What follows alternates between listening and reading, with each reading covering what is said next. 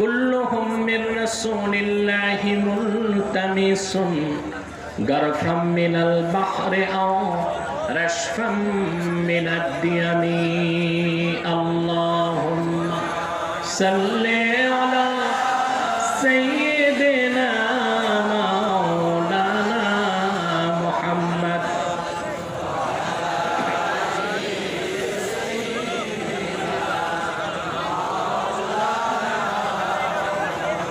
محمد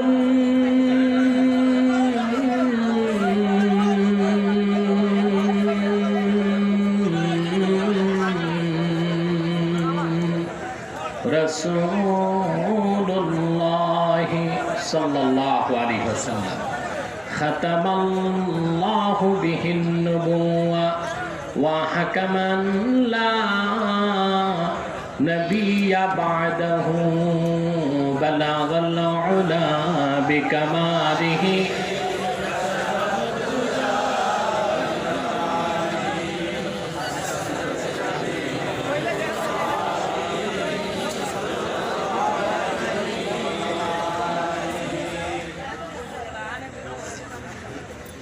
বেতাবপুর পশ্চিম মাঠে আয়োজিত আজকের ৩৫তম ওয়াজ মাহফিলের সম্মানিত সভাপতি শামসুল উলামা আল্লামা ফুলতুলি রহমতুল্লাহ সুযোগ্য সাহেব জাদা হযরত মাওলানা হাফেজ ফখরুদ্দিন চৌধুরী সাহাব বারাকাল্লাহু ফি উমরিহি ওয়া আদামাল্লাহু খিদমাতাহু ইলা আখিরি উমরিহি হাজারাত উলামায়ে কেরাম তুলাবায়ে ইজাম বিভিন্ন প্রান্ত থেকে ছুটে আসা আমার দিন দরদি মুসলমান ভাই ও বন্ধুগণ সকলকে অন্তরের অন্তঃস্থল থেকে জ্ঞাপন করছি মুবারক সবটুকুন শুকরিয়া আল্লাহ সুবহানাহু ওয়া তাআলার জন্য যিনি আজকের এই মুতাবাররাক মাহফিলে আমাদেরকে আসার অবসর তৌফিক মেহেরবানি করে ভিক্ষা দান করেছেন। সেজন্য আসুন আমরা সকলে একবার অবনত চিত্তে হৃদয়ের আবেগ অনুভূতি উজাড় করে সমবেত কণ্ঠে বলি আলহামদুলিল্লাহ। অগণিত অসংখ্য দরুদ ও সালাম আল্লাহর সৃষ্টির প্রধান আকর্ষণ বিশ্ব সভার সভাপতি সকল নবী রাসূলগণের মাথার তাজ শামসুল হিদায়াত বদরুদ্দুজা সাইয়্যিদুস সাকালাইন ইমামুল মুরসালিন খাতামুন নবিয়্যিন ওয়াল মুরসালিন আফতাবে নবুওয়াত শাহনশাহে রিসালাত সরকারে দো জাহাঁ সুলতানুল মদিনা নবিয়ুল আম্বিয়া হুজুরে আকরাম নূরে মুজাসসাম নূরুন আলা নূর সাইয়্যিদিনা হাবিবিনা শাফিঈনা মাওলানা মুহাম্মদ সাল্লাল্লাহু আলাইহি ওয়াসাল্লামের উপর আল্লাহ জাল্লা যিকরু যাকে আজ থেকে ১৫০০০ বছর আগে প্রেরণ করেছেন সর্বশ্রেষ্ঠ ও সর্বশেষ নবী ও রাসূল হিসেবে, যার পরে আজ পর্যন্ত পৃথিবীতে অবশ্যই কোনো প্রকার নবী কিংবা রাসূল অবশ্যই আসে নাই, অবশ্যই এখনো নাই, অবশ্যই কিয়ামত পর্যন্ত আসবে না। সম্মানিত সুধী, আপনারা সে সন্ধ্যা থেকে বক্তব্য শুনে এসছেন আলহামদুলিল্লাহ। আপনাদের হাজার হাজার লোক আছেন, একটা জনসমুদ্র হয়ে আছে, কিন্তু আপনাদের অ্যাক্টিভিটিস এটাকে একটা কবরস্থান বানাই দিছে। আপনাদের জবান বন্ধ কেন আজকে? ভয় বা কোনো আতঙ্কে আছেন? নারাজ বা বেজার আছেন? আল্লাহ পাক মেহেরবানি করে আমাদেরকে আসার সুযোগ দিয়েছেন, সেজন্য আমরা খুশি না বেজার? আকাশ বাতাস মুখরিত করে সিংহের মতো গর্জন করে একবার বলি আলহামদুলিল্লাহ। সন্ধ্যা থেকে বক্তব্য শুনেছেন আলহামদুলিল্লাহ। আমি জানি না আমি চলে যাবার পর বক্তব্য চলবে কিনা। চলবে? বক্তব্য সারা রাতের তো নাকি বন্ধুরা? আচ্ছা, সে যাই হোক, যদি আরো কোনো আলেম থাকেন বক্তব্য আপনার শুনবেন। আমি প্রায় 1 সপ্তাহ অসুস্থ থাকার পরে আল্লাহ আবার আমাকে তৌফিক দিয়েছেন দাওয়াত ও তাবলীগের কাজ করার, আলহামদুলিল্লাহ। সে অসুস্থতা, ক্লান্তি, অবসাদ নিয়েই এসেছি। আপনাদের এই উচ্ছ্বসিত চেহারাগুলো দেখে আমার দুঃখ কষ্ট সব দূর হয়ে গেছে, আলহামদুলিল্লাহ। প্রিয় বন্ধুগণ, আপনার প্যান্ডেল বড় করেছেন, কিন্তু প্যান্ডেলটা দ্বিগুণ করা দরকার ছিল। ঝড় তুফানের কারণে একটু সমস্যা হয়ে গেছে, আলহামদুলিল্লাহ। তারপরও কোরআন প্রেমিক মানুষের কোনো অভাব নেই, আলহামদুলিল্লাহ। আমি আজকে আপনাদের সামনে বর্তমান বিশ্বের একটি সমস্যা নিয়ে কথা বলবো।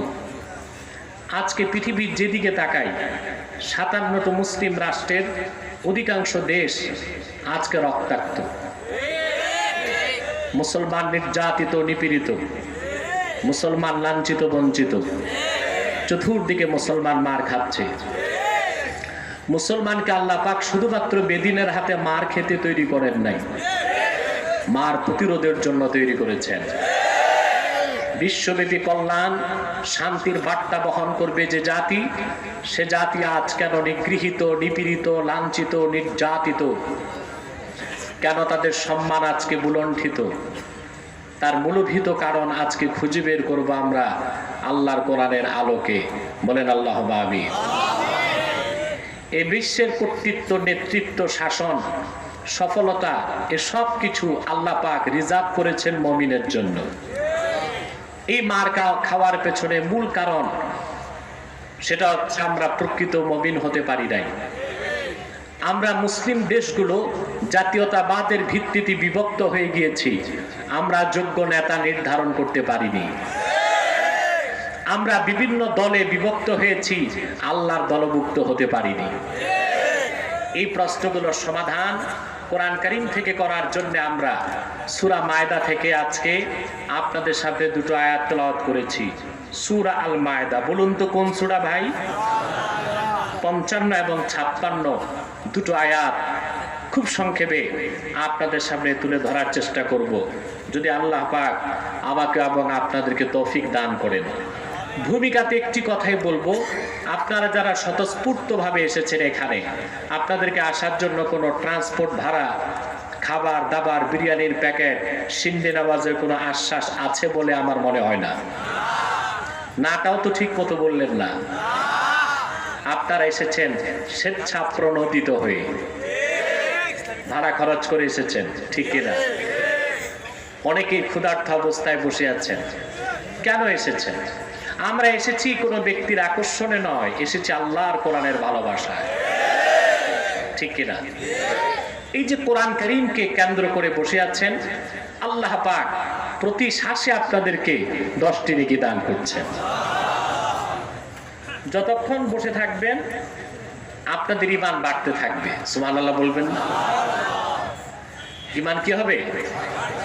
সুবহানাল্লাহ বলেন। আল্লাহ পাক কোরআন কারীমে বলেছেন, وَإِذَا تُلِيَتْ عَلَيْهِمْ آيَاتُهُ زَادَتْهُمْ إِيمَانًا وَعَلَى رَبِّهِمْ يَتَوَكَّلُونَ। মুমিনগণের সামনে যখন কোরআন কারীমের তেলাওয়াত হয়, আল্লাহ পাক বলেন তেলাওয়াতে কোরআন তাদের ঈমানকে বহুগুণ বাড়িয়ে দেয়। আমাদের ঈমান বাড়তেছে, এতে আমরা খুশি না বেজার? কতক্ষণ বাড়বে? যতক্ষণ বসে থাকবো। সুবহানাল্লাহ বলবেন না? আপনারা জানেন আমাদের ইমাম আজম আবু হানিফা রাহমাতুল্লাহ বলেছেন, আল ঈমানু লা ইয়াজিদু ওয়া লা ইয়ানকুস। ঈমান বাড়েও না, ঈমান কমেও না, ঠিক কিনা? কিন্তু আল্লাহ কোরআনে বলেছেন ঈমান বাড়ে, ঠিক কিনা? তা আমরা বুঝলাম কোরআন, আবু হানিফা কি বুঝে নাই? কথা বলেন। আহমদ বিন হাম্বল, ইমাম জুহরি, দাউদ জাহিরি, আব্দুল্লাহ ইবনুল মুবারক, তারাও বলেছেন ঈমান বাড়ে কমে। ইমাম আজম বলেছেন বাড়েও না কমেও না। দুই কথায় কোনো বৈপরীত্য নাই। মূল কথা হলো ইন্না আসলাল ঈমান লা ইয়াজিদু ওয়া লা ইয়ানকুস, মূল ঈমান বাড়েও না কমেও না। ওয়ালাকিন্না নূরাল ঈমান ইয়াজিদু বিত-তাআ ওয়া ইয়ানকুসু বিল মাসিয়া, কিন্তু নেক আমল করলে ঈমানের নূর বেড়ে যায়, বদ আমল করলে ঈমানের নূর কমে যায়। তাহলে আমরা সবচেয়ে শ্রেষ্ঠ নেক আমলে আছি, আমাদের নূর বাড়তেছে, তাতে আমরা খুশি না বেজার? 2, যতক্ষণ আল্লাহর কোরআনকে কেন্দ্র করে এই মাজলিসে কোরআনে বসে থাকবেন, রহমতের বৃষ্টি বর্ষণ হতেই থাকবে। এটা আমার কথা নয়, আল্লাহ পাক কোরআন কারীমে বলেছেন, ওয়া ইযা কুরিয়াল কুরআনু ফাসতামিউ লাহু ওয়া আনসিতু লাআল্লাকুম তুরহামুন। যখন কোরআন পঠিত হয় মনোযোগ দিয়ে শোনো আর চুপ থাকো, যেন তোমরা রহমত পেতে পারো। সুবহানাল্লাহ। তাহলে একদিকে ঈমান বাড়তেছে, আরেকদিকে রহমত আসতেছে। সুবহানাল্লাহ। দুটো হাত তুলে মুনাজাত করে যখন বাড়ির দিকে রওনা দিবেন, তখন আকাশ ও জমিনের বরকতের সব দরজা আল্লাহ খুলে দিবেন। সুবহানাল্লাহ বলেন। আপনারা যখন হাত তুলবেন মুনাজাতে, তখন আপনাদের তওবা হয়ে যাবে। সুবহানাল্লাহ। ঈমান, তওবা, রহমত যখন এক হয়, বরকতের সব দরজা খুলতে থাকে। সুবহানাল্লাহ বলবেন না? আল্লাহ রাব্বুল আলামিন বলেছেন, ওয়ালাউ আন্না আহলাল কুরা আমানু ওয়াত্তাকাউ লাফাতাহনা বারাকাতিম মিনাস সামাই ওয়াল আরদ। যদি জনপদের মানুষগুলো ঈমান আনয়ন করত এবং তওবা করত, আল্লাহ বলেন আমি আকাশ ও জমিনের বরকতের সবগুলো দরজা তাদের জন্য উন্মুক্ত করে দিতাম। খুশি আছেন? বেশি খুশি না কম? আমরা খুশি। শুধু বেজার শয়তানের আজিম। বেজার কে? শয়তানও বেজার, তার চেলা চামুন্ডারাও বেজার। ঠিক কিনা বলেন? শয়তানের সব চেষ্টা ব্যর্থতায় পর্যবেসিত হয়েছে। একটা বাকি আছে, মুনাজাতের আগে উঠানো যায় কিনা। আমরা নেক নিয়ত করে শয়তানের নাপাক গালে একটা চপেটা ঘাত করতে চাই। রাজি আছেন? আমরা নিয়ত করছি কিছুক্ষণ পরে আজকের মুনাজাত করে গুনাহ মাফ করে নিষ্পাপ বেহেশতি আল্লাহওয়ালা হয়ে বাড়ি যেতে চাই। কারা কারা হাত তুলে আল্লাহ তাআলাকে দেখা?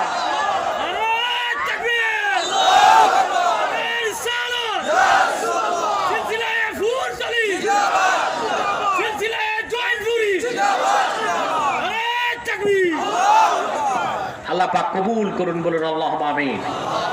আর দেরি নয়, সরাসরি মূল আলোচনায় প্রবেশ করছি।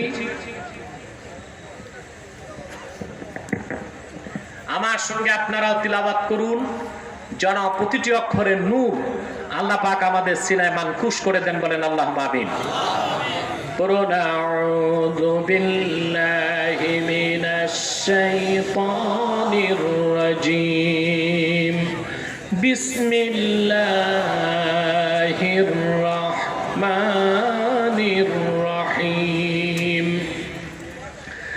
ইন্নামা ওয়ালিয়্যুকুমুল্লাহু ওয়া রাসূলুহু ওয়াল্লাযীনা আমানুল্লাযীনা ইউকিমুনাস সালাতা ওয়া ইউতুনাজ যাকাতা ওয়া হুম রাকিউন।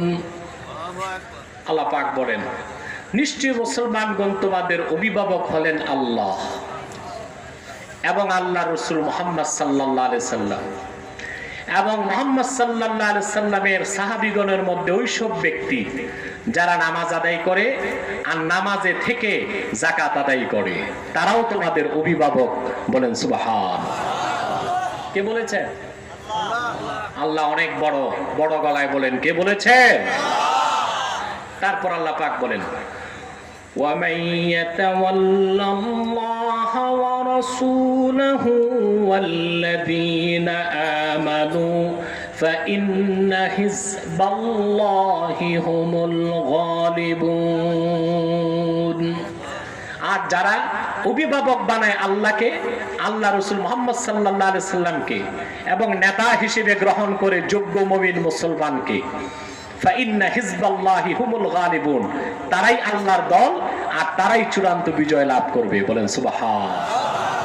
কে বলেছেন? এই কথার চেয়ে মহা সত্য আর কোন কথা কি হতে পারে? জোরে বলেন পারে? এবার আসেন আমরা কিছু ব্যাখ্যা নিচ্ছি। প্রথম ব্যাখ্যা, আল্লাহ পাক বলেছেন নিশ্চয়ই তোমাদের অভিভাবক আল্লাহ, তোমাদের অভিভাবক মুহাম্মদ সাল্লাল্লাহু আলাইহি সাল্লাম, এবং তোমাদের অভিভাবক ওই সব ব্যক্তি যারা নামাজ আদায় করে, নামাজে থেকে আবার যাকাত দেয়। সুবহানাল্লাহ বলবেন না? এই কথাটা বুঝতে পেরেছেন? এত সহজে মনে হয় নাই বুঝেছেন। অনেক সময় না বুঝলেও মানুষ বুঝি বুঝি করে, ঠিক কি না? নামাজ শেষ করে যাকাত দিলেন, এটা সহজ কাজ। আল্লাহ এটা বলেন নাই, হাল হিসেবে বলেছেন ওহুম রাকিউন, তারা নামাজ পড়ে, নামাজে থেকে নামাজ শেষ করার আগে যাকাত দেয়। এটা একটু ভিন্ন বিষয়। আরে মাতো না কেন বাবা, বিষয়টা একটু ভিন্ন কিনা?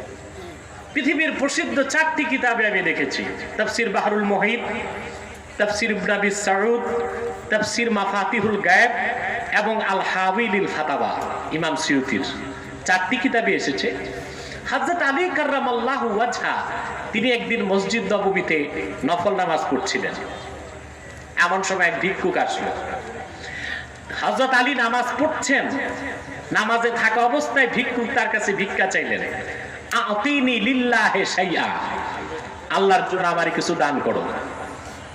ভিক্ষুকদের কিন্তু সময় গময় নেই, ঠিক কি না? মানুষ কি অবস্থায় আছে এটা বোঝার চেষ্টা করে না, পারে না। তারা মুর্দার খাট আটকায় ভিক্ষা চায়, ঠিক কি না? এখন হযরত আলী নামাজের রুকু অবস্থায় ভিক্ষুক বলল আল্লাহর রাস্তায় কিছু দাও। হাদিস সাক্ষী, তাফসীর সাক্ষী, হযরত আলী নামাজ শেষ করার অপেক্ষা করলেন না। আল্লাহর বান্দা আল্লাহর খুশির জন্য চাওয়ার পর তিনি কি করলেন? হাদিস সাক্ষী, ফানাজা আলীয়ুন খাতিমাহু ফাআতাহু, হযরত আলী নামাজের মধ্যে থেকেই তার হাতের আংটি খুলে আল্লাহর খুশির জন্য আল্লাহর বান্দাকে দান করে দিলেন। আল্লাহ রাব্বুল আলামিন হযরত আলীর এই মানবিক কাজে এত বেশি খুশি হয়ে গেলেন, সঙ্গে সঙ্গে আল্লাহ পাক সূরা মায়দাতে আয়াত নাজিল করে দিলেন আলীর শানে। একটু আস্তে কও সুবহানাল্লাহ। কার শানে? সুবহানাল্লাহ বলবেন না? আল্লাহ পাক ঘোষণা করলেন, ইন্নামা ওয়ালিয়্যুকুমুল্লাহু ওয়া রাসূলুহু والذين آمنوا الذين يقيمون الصلاة ويؤتون الزكاة وهم راكعون।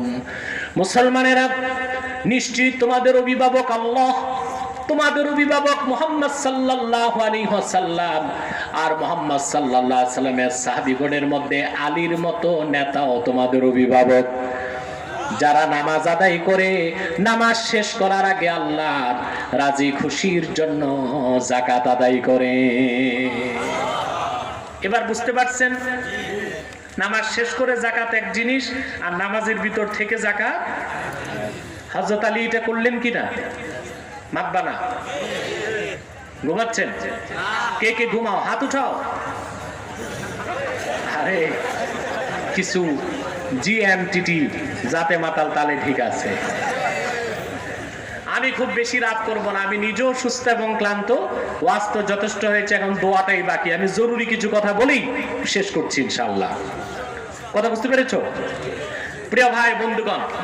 তাহলে হযরত আলী রাদিয়াল্লাহু তাআলা আনহু নামাজের মধ্যে দান করে কত সৌভাগ্য লাভ করলেন যে আল্লাহ পাক তাকে উম্মতে মুসলিমার নেতা হিসেবে ঘোষণা করে দিলেন, ঠিক কি না?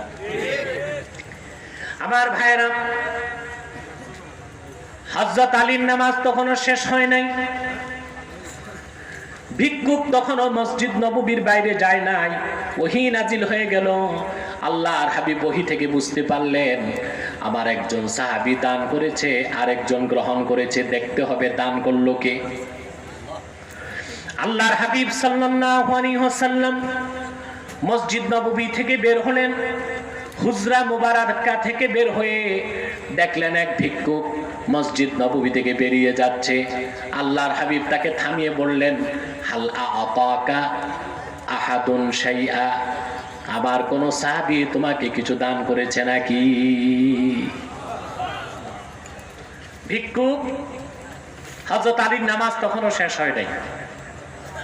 ফাআশারা ইলা আলিয়্যিন ফাকালা যাকা আর-রাজুল ইয়া রাসূলুল্লাহ, ইশারা করে দেখালেন, হুজুর ওই যে আপনার জামাত আলী নামাজ পড়তেছে, তার কাছে আমি ভিক্ষা চেয়েছিলাম, নামাজের মধ্যে থেকেই তিনি আংটি খুলে আমাকে দান করে দিয়েছেন। এবার দেখেন তো বিষয়টি, ইসলাম ধর্ম পুরাটাই মানবিক। সুবহানাল্লাহ বলবেন না? হযরত আলীর এতটুক মানবিক কারণে আল্লাহ পাক সন্তুষ্ট হয়ে হযরত আলীর শানে কোরআনের আয়াত নাযিল করলেন, শুধু একজন মানুষকে আংটি দান করার কারণে, ঠিক কিনা? এর থেকে বোঝা যায় ইসলাম একটি মানবিক জীবন বিধান। এর সাথে সন্ত্রাসের কোনো সম্পর্ক, টেরোরিজমের কোনো সম্পর্ক আছে? থাকতে পারে, কিন্তু বিশ্বব্যাপী কাফের মুশরিক বেঈমান এবং তাদের কর্পোরেট মিডিয়া এবং এইসব ইহুদি খ্রিস্টান নাস্তিকদের পাপেট কিছু বুদ্ধিজীবী আছে যারা ইসলামকে সন্ত্রাসী ধর্ম হিসেবে আখ্যায়িত করার চেষ্টা করছে না? ইসলামের ইতিহাস সাক্ষী, আল্লাহর আখিরি নবী, নবিকুল সম্রাট, আল্লাহর আখিরি নবী, সকল নবী রাসূলগণের মাথার তাজ, আমার নূর নবী মুহাম্মদ সাল্লাল্লাহু আলাইহি সাল্লামের জমানায় ১৫০০ বছর আগে মোট যুদ্ধ হয়েছে ৮০টার মতো। ১০ বছরে কতটির মতো? সারিয়া, গাজওয়া, জুয়ুশ এবং বোস, মোট ৮০টির মতো রাসূলুল্লাহর জমানায় যুদ্ধ হয়েছে। কিন্তু ইসলামের ইতিহাস সাক্ষী ৮০টির মতো যুদ্ধে মাত্র মানুষ নিহত হয়েছে ১০১৮ জন। এর থেকেই বোঝা যায় ইসলামের জিহাদ রক্তপাতের জন্য নয়, রক্তপাত বন্ধ করার জন্য। ইসলামের জিহাদ সহিংসতার জন্য নয়, সহিংসতা বন্ধ করার জন্য। ইসলামের জিহাদ এটা মানবতা বিরোধী নয়, মানবতা প্রতিষ্ঠার জন্য। অথচ বিশ্বের ইতিহাস সাক্ষী দেয় পুঁজিবাদ আর সমাজবাদ, সোশ্যালিজম এবং ক্যাপিটালিজমের দ্বন্দ্বের কারণে প্রথম বিশ্বযুদ্ধে এবং দ্বিতীয় বিশ্বযুদ্ধে, মোট ২টি বিশ্বযুদ্ধে প্রত্যক্ষ এবং পরোক্ষভাবে পৃথিবীতে ১৬ কোটি মানুষ নিহত হয়েছে। পশ্চিমা পুঁজিবাদীরাই সন্ত্রাসী, মুসলমান সন্ত্রাসী নয়, ঠিক কিনা বলেন? কিন্তু চোরের মার বড় গলা। আমেরিকা যুদ্ধ করছে, ওয়ার এগেইনস্ট টেররিজম, সন্ত্রাসের বিরুদ্ধে যুদ্ধ ঘোষণা করেছে বিশ্ব সন্ত্রাসী আমেরিকা, ঠিক কিনা বলেন? ওরা যে কতটা ভদ্র, কতটা সভ্য আপনারা দেখেছেন। ক্ষমতার পালা বদলে আমেরিকাতে ক্যাপিটাল হিলের মতো জায়গায় ট্রাম্পপন্থী আর ড্রামপন্থী অস্ত্র ছাড়া মারামারি করে ৪ জন জায়গায় শেষ। আমি ভেবেছিলাম বাংলাদেশের এই জীবাণু আমেরিকায় ঢুকলো কেমন করে, পরে ভাবলাম এ তো বাংলাদেশের চেয়ে ভয়ঙ্কর। এরকম দৃশ্য আমাদের গুলিস্তান মোড়েও দেখা যায় না। আমেরিকার ক্যাপিটাল হিলে যা ঘটেছে, ঠিক কিনা বলেন? তাহলে ইসলাম কি সন্ত্রাস? ইসলাম মানুষকে মানবিকতার শিক্ষা দিয়েছে, মানবতার শিক্ষা দিয়েছে, বলেন সুবহানাল্লাহ। ইসলাম ধর্মটা কতটা মানবিক দেখুন। সহিহ বুখারী সাক্ষী, এক সাহাবী আল্লাহর হাবিবকে সে প্রশ্ন করলেন, আইয়ুল ইসলামে আফজাল, হে আল্লাহর রাসূল ইসলামের সবচেয়ে ভালো আমল কোনটি? রাসূলুল্লাহ বললেন, তুতইমুত তাআমা ওয়া তাকরাউস সালামা আলা মান আরাফতা ওয়া মান লাম তারিফ। তুমি অভাবগ্রস্ত মানুষকে খাওয়াবে, যার বস্ত্র নাই তাকে বস্ত্র দিবে, যার চিকিৎসা নাই তারে চিকিৎসা সেবা দিবে, যার বাসস্থান নাই তারকে বাসস্থান দিবে, যার ঘর নাই তারে ঘর বানায় দিবে। এই ইতআমুত তাআম হলো সবচেয়ে বড় আমল ইসলামে। আর যাকে চিনো আর চিনো না তারে সালাম দিবে। তাহলে চিন্তা করেন রাসূলুল্লাহ সাল্লাল্লাহু আলাইহি সাল্লাম মানব উপকারকে ইসলামের শ্রেষ্ঠ আমল নির্ধারণ করেছেন। মানুষের উপকারের চেয়ে বড় কোনো আমল নাই, যেটা হাদিস সাক্ষী দেয়, ঠিক কিনা বলে? আমাদের মুসলমানের মধ্যে এই অভ্যাস কম। আমরা মানুষের উপকার করি না, অপকার করার চেষ্টা করি। আমরা খুব ভালো করে শিখছি দুইটা জিনিস, চুরি আর দুর্নীতি, আর শিখেছি কিভাবে আরেক মানুষের ক্ষতি করা যায়, কাকে কত জলদি বাঁশ দিয়ে পিছন দিক দিয়ে ধরাশায়ী করা যায়, এই বিদ্যায় আমরা পটু। আরেকটা বিদ্যা আমরা পটু, কত জলদি দুর্নীতি করে চুরি করে আঙ্গুল ফুলে কলা গাছ হওয়া যায়, ঠিক কিনা বলেন? দেখেন না চায়না কত দামি তালা বানায়, ওরা দাবি করেছে টপ মোস্ট সিকিউরড লক। এত দামি তালা এটা চোর খুলতে পারবে না। চায়নার বানানো এত দামি তালা বাংলাদেশের চোরের কাছে 30 সেকেন্ড। ওরা তালা বানায় জান শেষ, এরা চুরি বিদ্যা শিখতে শিখতে জান শেষ, ঠিক কিনা বলে? মানুষের উপকার করতে না পারলেও অপকার করবেন না। মানব ইসলাম পুরাটাই মানবিক। হযরত আলী একজন ভিক্ষুককে একটা আংটি দান করলেন নামাজের মধ্যে, আল্লাহ খুশি হয়ে আলীর শানে আয়াত নাজিল করে দিলেন। এর থেকেই বোঝা যায় ইসলাম পুরাটাই মানবিক, ঠিক কিনা বলেন? এখানে সন্ত্রাসের কোনো সুযোগ নাই, অমানবিকতার কোনো সুযোগ নাই, সাম্প্রদায়িকতার কোনো সুযোগ নাই। আজকে কাফের মুশরিক নাস্তিক বুদ্ধিজীবী নামের বুদ্ধি প্রতিবন্ধীরা ইসলামপন্থীদেরকে জঙ্গিবাদী বলতে চায়। মৌলবাদী, তবে জঙ্গিবাদী আর উগ্রবাদী নয়। আমরা জঙ্গিবাদকে পছন্দ করি না, জিহাদ ফি সাবিলিল্লাহকে সমর্থন করি, ঠিক কিনা বলো?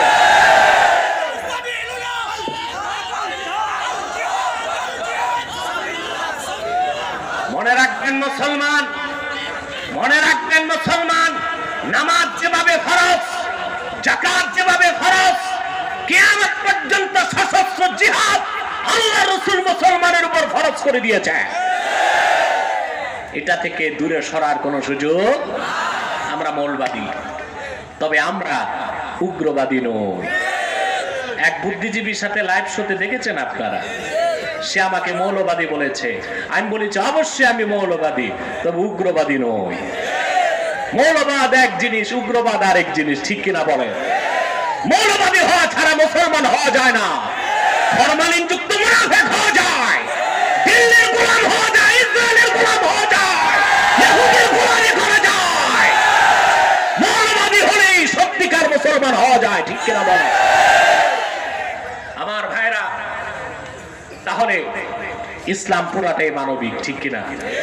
মানুষের উপকারকে ইসলাম সর্বোচ্চ গুরুত্ব দিয়েছে। আজকে পশ্চিমারা যে মানবাধিকারের কথা বলে, ওদের কাছে কিসের মানবাধিকার?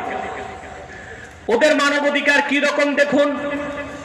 পশ্চিমা দুনিয়ায় কুকুর হত্যা করলে জরিমানা আছে, বিড়াল হত্যার জন্য 8 থেকে 10,000 ডলার জরিমানা করা হয় যুক্তরাষ্ট্রের আদালতে। কিন্তু গণতন্ত্রের ফেরিওয়ালা এই কুখ্যাত যুক্তরাষ্ট্র উপসাগরীয় যুদ্ধের পর থেকে আজ পর্যন্ত শুধুমাত্র মধ্যপ্রাচ্যে, ইরাকে, আফগানে, লিবিয়াতে, সিরিয়াতে 25 লক্ষ মুসলমানকে হত্যা করেছে। কিন্তু সন্ত্রাসী বুশ, ট্রাম্প, ক্লিন্টন, বাইডেনদের কোনো বিচার হচ্ছে না। এটাই হচ্ছে পশ্চিমাদের মানবাধিকারের নামে প্রহসন, ঠিক কিনা বলে? এটা তাদের মানবাধিকার নয়, এটা হচ্ছে তাদের খ্রিস্টান অধিকার রক্ষা করা। মানবাধিকারের শিক্ষা দিয়েছে ইসলাম, মানবিকতার শিক্ষা দিয়েছে ইসলাম, সাম্প্রদায়িক সম্প্রীতির শিক্ষা দিয়েছে ইসলাম, ঠিক কিনা বলে? রাসূলুল্লাহ সাল্লাল্লাহু আলাইহি ওয়াসাল্লাম কি বললেন? যে সবচেয়ে শ্রেষ্ঠ আমল ইসলামে তুতঈমুত তাআম, তুমি মানুষকে খাওয়াবে। সুবহানাল্লাহ। এখানে একটা সূক্ষ্ম বিষয় আছে, আল্লামা বদরুদ্দিন আইনি উমদাতুল কারিতে ব্যাখ্যা করেছেন। তুতঈমুত তাআম কেন বলা হলো? বাবি ইফআল থেকে আকালা ইউকিলু তুকিলু, মানে মুখে খাওয়ানো। রাসূলুল্লাহ সাল্লাল্লাহু আলাইহি ওয়াসাল্লাম শুধু মুখে খাওয়ানোর কথা বলেন নাই, বাবি ইফআল থেকে বলেছেন আতআমা ইউতঈমু তুতঈমু, তুমি মানুষকে খাওয়াবে। এর অর্থ ব্যাপক। অর্থাৎ যার খাদ্য নাই তারে খাদ্য দিবেন, যার মেয়ে বিয়ে হয় না যৌতুকের অভিশাপের কারণে সেই মেয়ের বিয়ের ব্যবস্থা করবেন, যার ঘরে চাল নাই তারে চাল দিবেন, যার বস্ত্র নাই তারে বস্ত্র দিবেন, যার শিক্ষার টাকা নাই তারে শিক্ষার ব্যবস্থা করে দিবেন। সুবহানাল্লাহ বলবেন না? বর্তমান দুনিয়ায় যেটাকে বলা হয় 5 প্রিন্সিপাল ডিমান্ডস, ঠিক কিনা বলেন? 5টা অধিকার। কয়টা? মাত্র 70 বছর আগে জাতিসংঘ ঘোষণা করেছে 5টা অধিকার: খাদ্য, বস্ত্র, চিকিৎসা, বাসস্থান, শিক্ষা। ঠিক কিনা? কথা বলে না। কিন্তু রাসূলুল্লাহ সাল্লাল্লাহু আলাইহি সাল্লাম 1500 বছর আগে তুতইমুত তাআম বলে 5টার কথা বলে দিয়েছেন। সুবহানাল্লাহ বলবেন না? আল্লাহর রাসূল 1500 বছর আগে তুতইমুত তাআম বলে শুধু 5টা অধিকার না, একজন মুসলমানের উপর আরেক মুসলমানের যত অধিকার আছে সব ফরজ করে দিয়েছেন।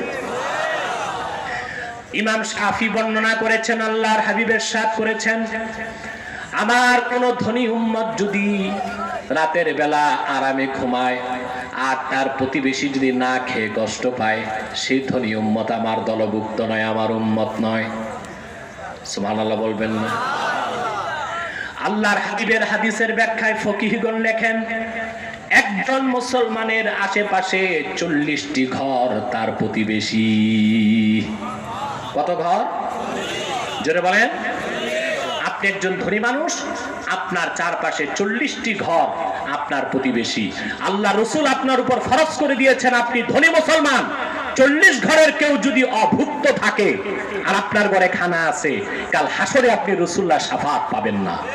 ইসলাম কতটা মানবিক জীবন বিধান চিন্তা করে দেখেন, যেখানে মানুষ আর মানবতার কল্যাণকে সবচেয়ে বেশি নিশ্চিত করা হয়েছে, সেই ইসলামকে সন্ত্রাস বলতে পারে পৃথিবীর কুকুর সদৃশ জানোয়ার কাফের মুশরিকরাই। ঠিক কিনা বল? কয়টা ঘর আপনার প্রতিবেশী? শুধু তারে খাওয়াবেন না, সব চাহিদা পূরণ করবেন।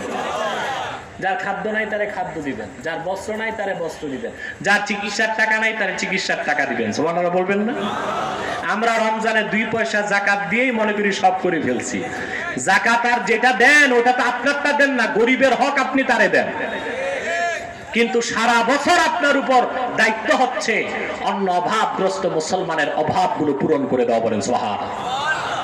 মনে রাখবেন, মুসলমান অনেক বেশি নামাজ রোজা করে আপনি যতটুকু মর্তবা লাভ করবেন, আপনি যদি ফরজ ওয়াজিব সুন্নত আদায়ের পর মানুষের উপকার করেন, তার চেয়ে বেশি মর্তবা পাবেন। আমি একটি হাদিস শোনাচ্ছি, খাতিবে তাবরিজি মিশকাতুল মাসাবিহে হাদিসটি এনেছেন। আল্লাহর হাবিব একদিন ঘোষণা করলেন, ইন্না ফিল জান্নাতি গুরাফান ইউরা যুহুরুহা মিন বুতুনিহা ওয়া বুতুনুহা মিন যুহুরিহা। আল্লাহর জান্নাতে এমন কিছু কামরা আছে যে কামরাগুলোর ভিতর থেকে বাহির দেখা যায়, বাহির থেকে ভিতর দেখা যায়। সুবহানাল্লাহ বলবেন না? ফাকামা আরাবিয়ুন ফাকালা লিমান হাযা ইয়া রাসূলুল্লাহ। এক বেদুইন সাহাবী দাঁড়ায় গেছেন, বললেন, হুজুর এতদিন জান্নাতের কথা শুনছি, জান্নাতের ভিতরে এত দামি কামরা আছে তা তো জানতাম না, ওই কামরাটা কার? সুবহানাল্লাহ কইবেন না? আশেপাশে কি কবরস্থান আছে নাকি? আশেপাশে আছে, একটু আছে, একটু দূরে হলেও আছে। এই মুর্দারের খাসলত পেয়ে গেছেন আপনারা, সেই জন্য সোহবতে সালে তোরা পাইছেন না, তালে তোরা আমি জানি না। আর অল্প সময় আমি আমার বিষয়টা গুছায় ফেলছি আলহামদুলিল্লাহ। বেদুইন দাঁড়িয়ে বলল, লিমান হাযা ইয়া রাসূলুল্লাহ, হুজুর এত সুন্দর কামরা আল্লাহ কারি দিবেন? বেহেশতের ভিতরে এত ডিলাক্স রুম, ভিআইপি কামরা, এটা পাবে কে? এটা কি চান আপনারা সবাই? দেখেন কি করতে হবে। আল্লাহর হাবিব বললেন, লিমান আতাবাল কালাম ওয়া আতআমাত তাআম ওয়া আদামাস সিয়াম ওয়া সাল্লা ফিল লাইলি ওয়ান নাসু নিয়াম। যে ব্যক্তি তার মুখের কথা পবিত্র করলো, সুবহানাল্লাহ বলবেন না? তার মানে সত্য কথা বলল, মিথ্যা বলল না, গীবত করল না, হিংসা করল না, অপরকে গালিগালাজ করলো না। ঠিক কিনা বলেন? আমাদের মধ্যে এই অভ্যাস বেশি না কম? আমাদের মুখের কথা যে কতটা পবিত্রতা জাতীয় সংসদের বক্তব্যগুলো শুনলে বোঝা যায়। এক নেতা আরেক নেতার 14 গোষ্ঠী উদ্ধার করে জাতীয় সংসদে, জনগণের টাকা দিয়া পরিচালিত সংসদে আমরা এমন ভাবে একজন আরেকজনের গীবত করি, ঠিক কিনা বলেন? কে কোন কালে যাইয়া কার সিন্দুক চুরি করছে সেই ইতিহাস আমরা সংসদে শুনতে পাই, ঠিক কিনা বলেন? 20 বছর আগে কে গুলিস্তানে আদম ব্যাপারী ছিল তাও আমরা শুনতে পাই। কে খাদ্যে ভেজাল মিশেছে সব আমলনামা ফেরেশতার কি দিবে ওখানেই সব খোলা হইতে থাকে। কথা বলেন না? তারপরে আমাদের মুখের কথা কতটা বিশ্রী তা আমরা জানি। ঝগড়া হলে আমরা অত্যন্ত অশ্লীল বাক্যালাপ করি, ঠিক কিনা বলেন? রাসূলুল্লাহ সাল্লাল্লাহু আলাইহি ওয়াসাল্লাম বলেছেন, লিমান আতাবাল কালাম, যে তার মুখের কথা পবিত্র করলো, ওয়া আতআমাত তাআম, মানুষকে খাওয়ালো। এই খাওয়ানোর মানে কি শুধু মুখে খাওয়ানো? যার বস্ত্র দরকার তারে বস্ত্র দেওয়া, ঠিক কিনা? যার চাকরি নাই তারে চাকরি দেওয়া, যার ঘর নাই তারে ঘর দেওয়া, যার ওষুধের টাকা নাই তাকে ওষুধের ব্যবস্থা করে দেওয়া, যার শিক্ষা নেবার ব্যবস্থা নাই তার বইপত্র কিনে দেওয়া, ঠিক কিনা বলেন? আমরা মাঝে মধ্যে মানুষ তো খাওয়াই না তা তো না, গরিব মানুষে খাওয়াই না। মেয়ের বিয়েতে দাওয়াত দেয় সব এমপি, মন্ত্রী, কাউন্সিলর, চেয়ারম্যান আর মেম্বার, ঠিক কিনা বলে? ধনী মানুষ দাওয়াত পায়, আর রিক্সাওয়ালা যে গোষ্ঠের গ্রাম শুনলে যার ভিতর ত্রাহি ত্রাহি করে ওই লোকটা দাওয়াত পায় না। নিজের গরিব ভাইটাও দাওয়াত পায় না, দাওয়াত পায় এলাকার সব রাগব আর বোয়াল, ঠিক কিনা বলে? ফকির মিসকিন দরজার সামনে দাঁড়ায় থাকে, চুষে খাওয়া জুটা হাড্ডিগুলো চাটার জন্য পড়ে, সত্য? তারপর গেটের সামনে আবার বড় টেবিল থাকে, এর মানে হচ্ছে দিয়ে যান খেয়ে যান। এর জন্য এক মহা আশ্চর্য ব্যবসা বাংলাদেশে চলতেছে এখন বিয়ে শাদীর নামে, ঠিক কিনা? টেবিল বসানোর উদ্দেশ্য কি? দিয়ে যান খেয়ে যান। আর আপনি ধনী মানুষ, একটা ডিনার সেট দিবেন 30,000 টাকা, খাইবেন মাত্র 300 টাকা, পুরাটাই তো নেট প্রফিট। এইরকম হোটেল ব্যবসা লাগে না তো 2-4টা বিয়ে শাদী যদি বছরে করানো যায়? আল্লাহ রাসূল সাল্লাল্লাহু আলাইহি ওয়াসাল্লাম বলেছেন, লিমান আতাবাল কালাম ওয়া আতআমাত তাআম ওয়া আদামাস সিয়াম, বেশি বেশি রোজা রাখলো, ও সাল্লা ফিল লাইলি ওয়ান নাসু নিয়াম, নামাজ পড়লো তখন তাহাজ্জুদ, মানুষ ঘুমিয়ে থাকলো যখন। এই 4টা কাজ যে করবে, বিশেষ করে মানুষকে খাওয়াবে, মানুষের উপকার করবে, আল্লাহ পাক তাকে জান্নাতের স্পেশাল কামরাগুলো দান করে দিবেন। আমার ভাইরা এবার আসেন, হযরত আলী রাদিয়াল্লাহু তাআলা আনহু একজন ভিক্ষুককে একটি আংটি দান করার কারণে আল্লাহ পাক উম্মতে মুসলিমার অভিভাবকত্ব তাকে দান করেছেন, ঠিক কিনা বলেন? শব্দটা হলো ওয়ালি। শব্দ কি? ইন্নামা ওয়ালিয়ুকুমুল্লাহ। আল্লাহ তাআলা কয়েকটা বিষয়কে কোরআনে ওয়ালি বলেছেন। এক, সাহায্যকারীকে আল্লাহ ওয়ালি বলেছেন। কাকে? কাকে?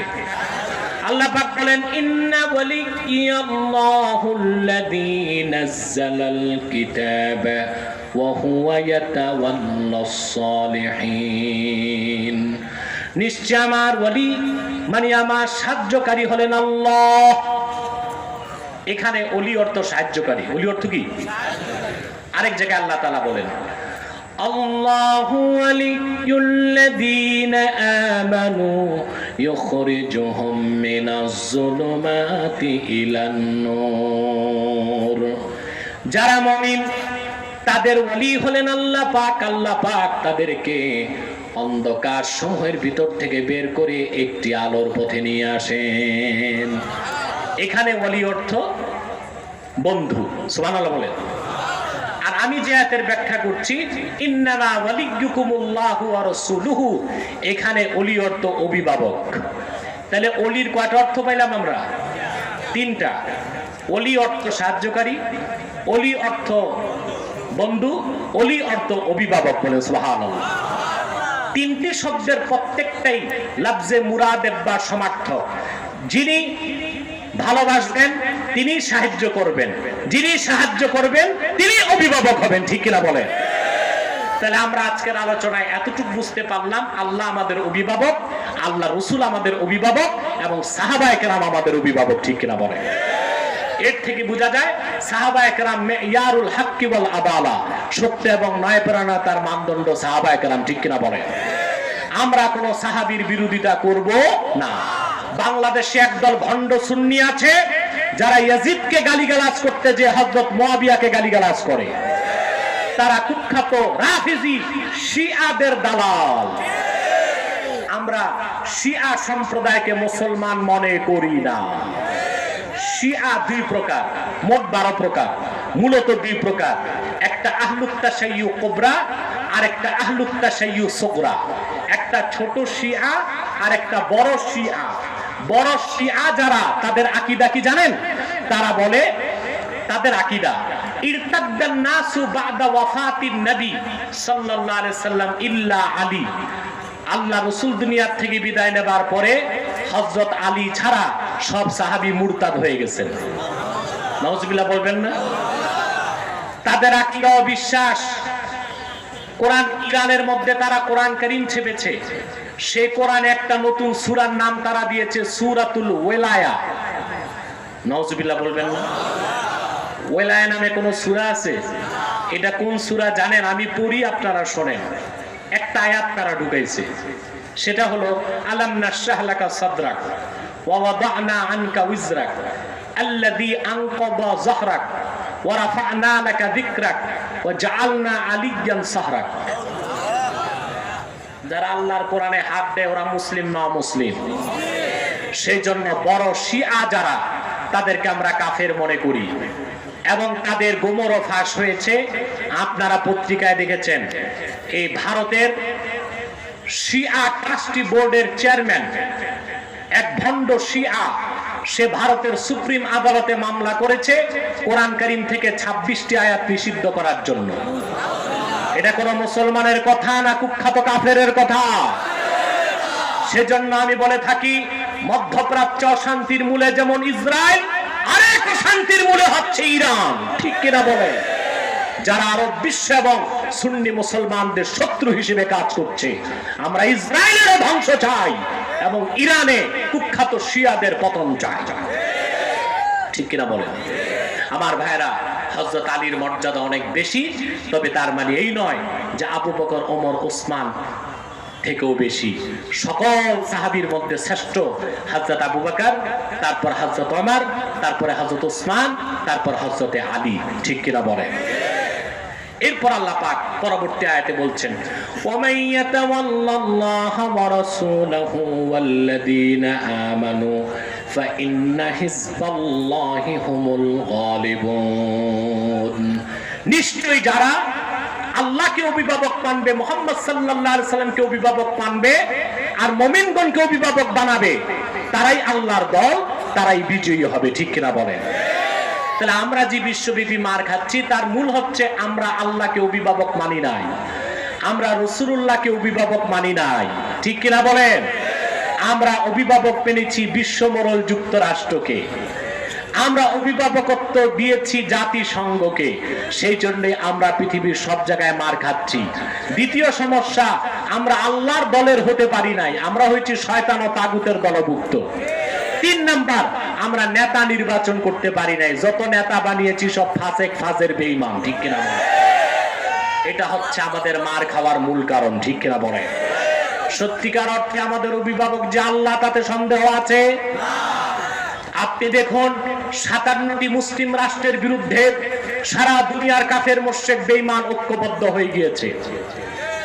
আপনারা অবাক হবেন, বর্তমান করোনা পরিস্থিতির আগে আমেরিকা, ব্রিটেন, ইসরায়েল একটি স্কিম তৈরি করেছিল। এই স্কিমটির নাম দ্য ডিলিং অফ সেঞ্চুরি। কি নাম? The dealing of century. এটার উদ্দেশ্য ছিল ফিলিস্তিনকে ইসরায়েলের রাজধানী বানাবে, বাইতুল মুকাদ্দাসকে ভেঙে সেখানে 3rd টেম্পল নির্মাণ করবে। 3 নাম্বার, সিরিয়া এবং তুরস্কের একটা বিরাট অংশ, ইরাকের একটা অংশ নিয়ে গ্রেটার ইসরায়েল, বৃহৎ ইহুদি রাষ্ট্র তৈরি করবে। এই তারিখ ঘোষণা ছিল গত বছর মার্চ মাসে। কোন মাসে? না, গত বছর জানুয়ারিতে 31st নাইট যেটা বলে। কোনটা? 31st নাইট, যেটা বছরের শুরু, সেদিন তারা চূড়ান্ত করবে ডিলিং অফ সেঞ্চুরি নামে। আল্লাহ পাক মুসলমানকে বাঁচাতে ইহুদিদের বিরুদ্ধে ঘোষণা করলেন কিলিং অফ সেঞ্চুরি।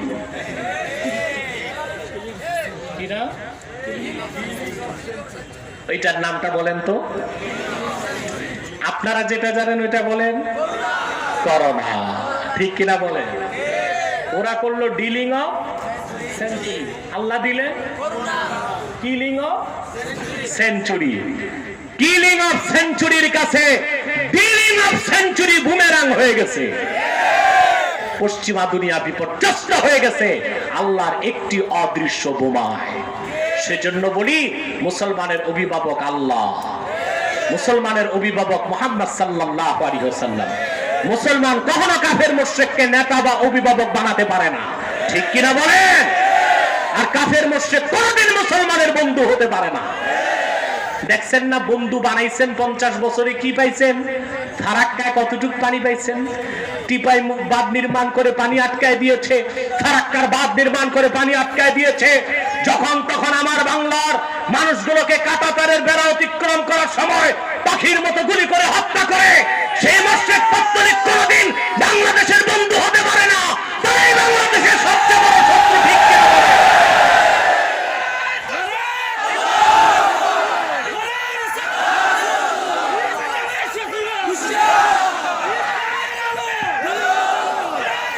শোনা যাচ্ছে সিলেটবাসী সজাগ হয়ে যাও। শোনা যাচ্ছে সেই উগ্রবাদী সন্ত্রাসী প্রধানমন্ত্রী বাংলাদেশে হিন্দুত্ববাদী প্রধানমন্ত্রী আসতে চায়, তাকে আসতে দেওয়া হবে না। সেই উগ্রবাদী হিন্দু নেতার হাতে কাশ্মীরের মুসলমানের রক্ত লেগে আছে, গুজরাটের মুসলমানের রক্ত লেগে আছে। বাবরি মসজিদ শহীদ করার কলঙ্কিত সেই কুখ্যাত হিন্দু মন্ত্রীকে বাংলাদেশে আসতে দেওয়া হবে না, হবে না, হবে না।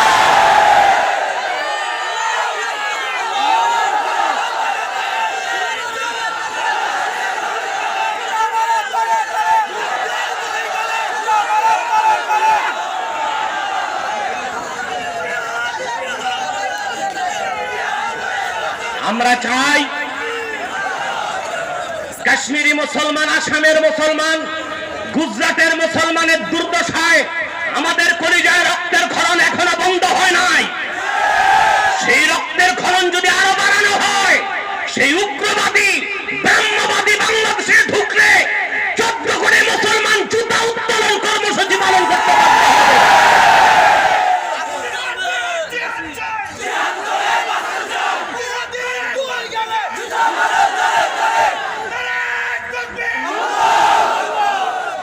অতএব আমাদেরকে সিদ্ধান্ত নিতে হবে আমরা আল্লাহর দলভুক্ত হব কিনা। রাজি আছেন? আমাদের অভিভাবক আল্লাহ, আমাদের অভিভাবক মুহাম্মদ সাল্লাল্লাহু আলাইহি ওয়াসাল্লাম, আমাদের অভিভাবক।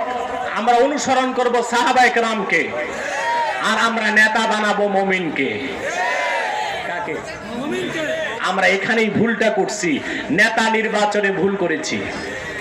একটা লাক্সারি বাস 40 সিট, কত সিট?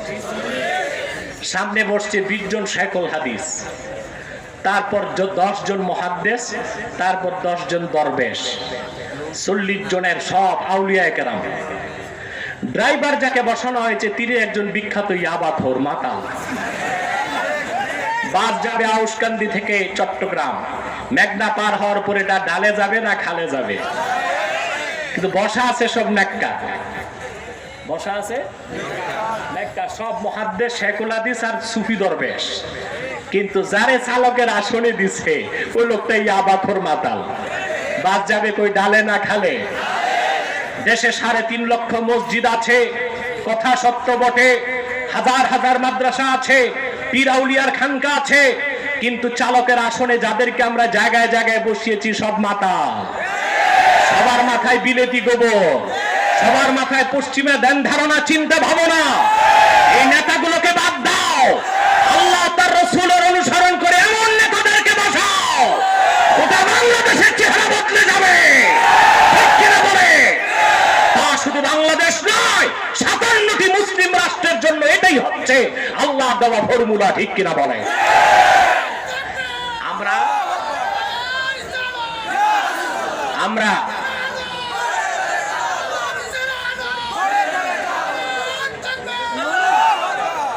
আমরা মসজিদে যখন ইমাম বানাই, ইমাম হলো নেতা, ছোট নেতা।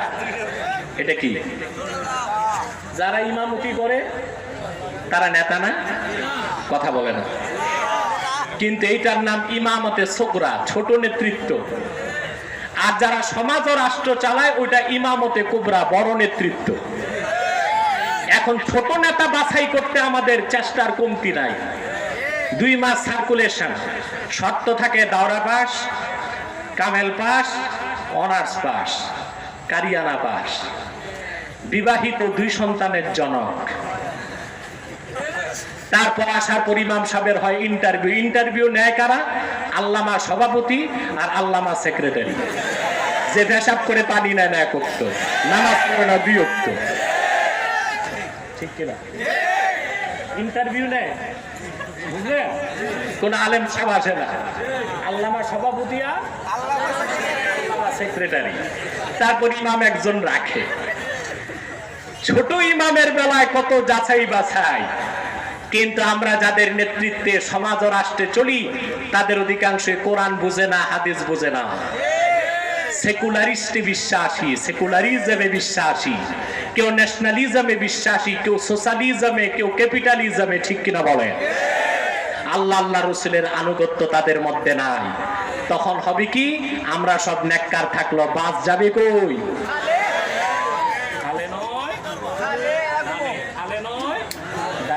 তাহলে আমাদের নেতা বানাতে হবে কাদেরকে? আল্লাহ পাক তা বলে দিয়েছেন, ঠিক কিনা? এরপর আল্লাহ পাক সতর্ক করে দিয়েছেন, ইয়া আইয়ুহাল্লাযীনা আমানু লা তাত্তাখিযুল্লাযীনা ইত্তাখাযু দীনাকুম হুজওয়াও ওয়া লাইবান মিনাল্লাযীনা উতুল কিতাবা মিন ক্বাবলিকুম ওয়াল কুফফারা আউলিয়া ওয়াত্তাকুল্লাহা ইন কুনতুম মুমিনিন।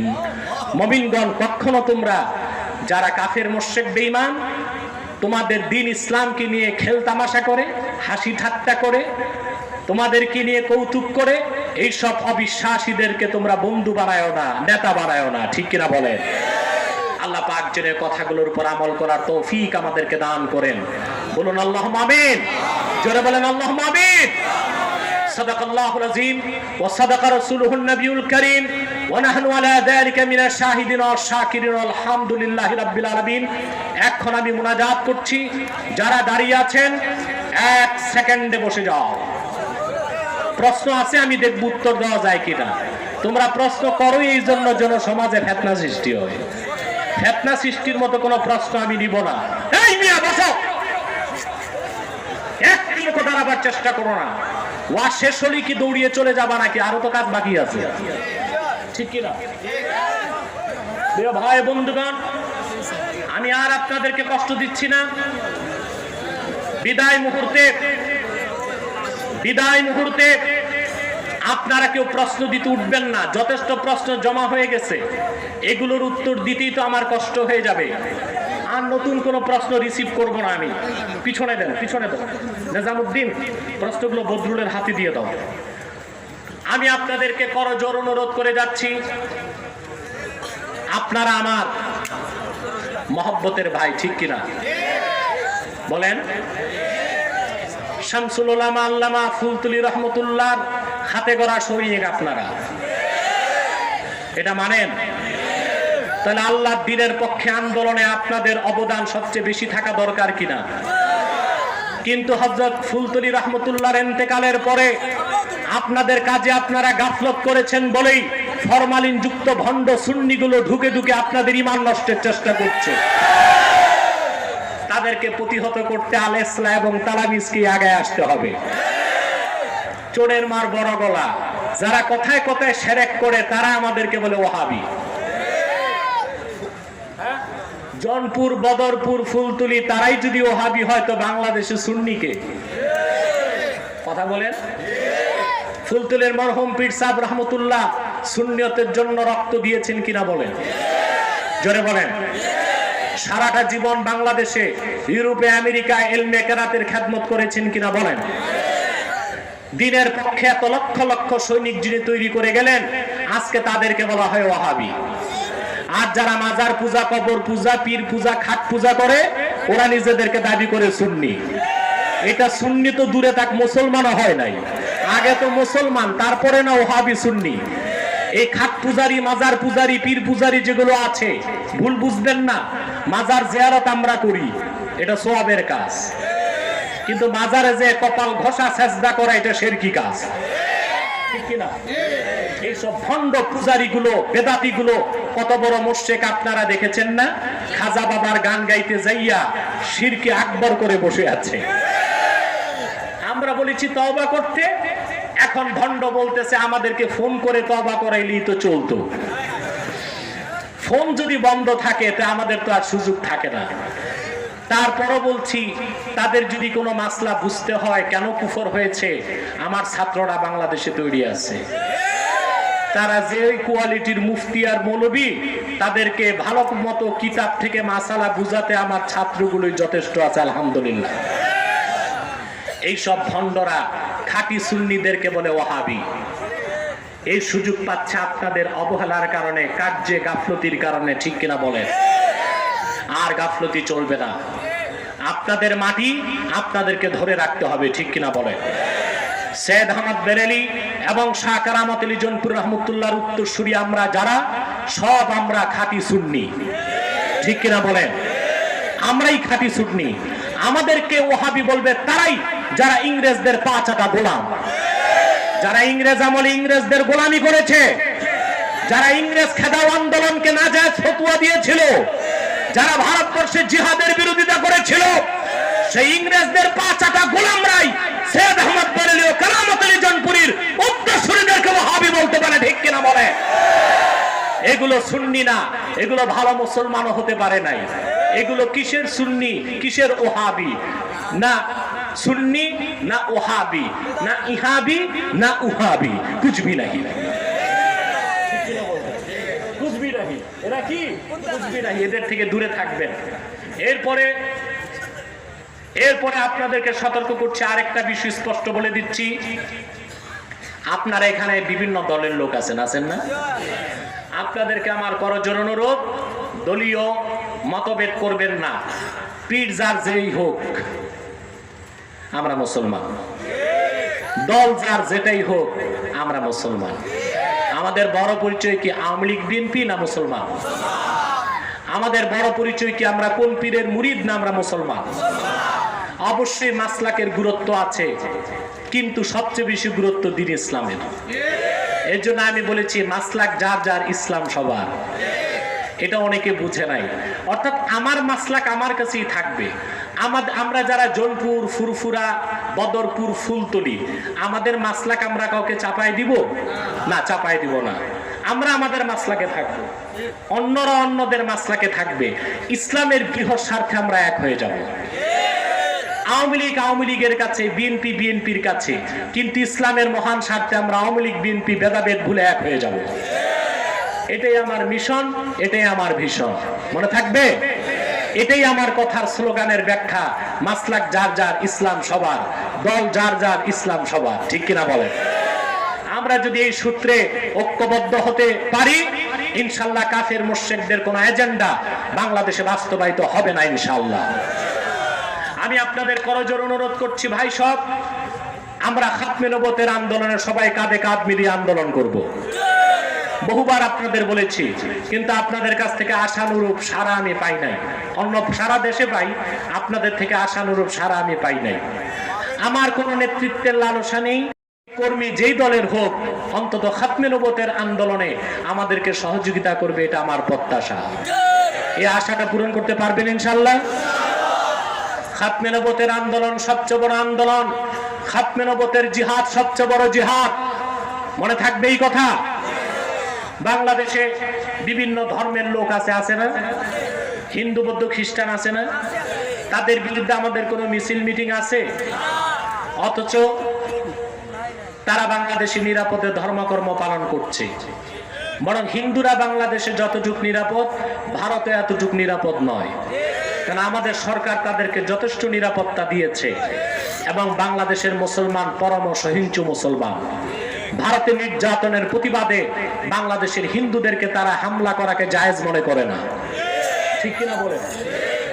কিন্তু আমরা যে কথাটা খাতমে নবুয়ত আন্দোলনকারীরা বলি সেটা হলো, বাংলাদেশে একটি অমুসলিম সম্প্রদায় আছে, কুখ্যাত কাদিয়ানি সম্প্রদায়। তারা নিঃসন্দেহে অমুসলিম এবং কাফের। তাদেরকে যারা কাফের বলবে না তারাও কাফের, কারণ তারা আল্লাহর আখিরি নবী মুহাম্মদ সাল্লাল্লাহু আলাইহি সাল্লামকে আল্লাহর শেষ নবী হিসেবে বিশ্বাস করে না। চিল্লায় বলেন নাউজুবিল্লাহ। এই জন্য তারা কি সর্বশক্তি দিয়ে বলেন তারা কি? কিন্তু তারা মানুষকে ধোঁকা দিতে মুসলমানদের মতো দাড়ি রাখে, টুপি লাগায়, নাম রাখে। তাই বলে কি তারা মুসলমান হবে? দাড়ি রাখলেই কেউ যদি মুসলমান হতো তো রবীন্দ্রনাথ ঠাকুরের চেয়ে বড় মুসলমান কে হইত? টুপি লাগালে মুসলমান হওয়া যায়? মহাত্মা গান্ধীর নাম শুনছেন না? দেখেন নাই তো? মুরব্বীরা দেখছে, বাংলাদেশে আসছিল, আপনাদের নোয়াখালীতে 3 মাস ছিল মহাত্মা গান্ধী।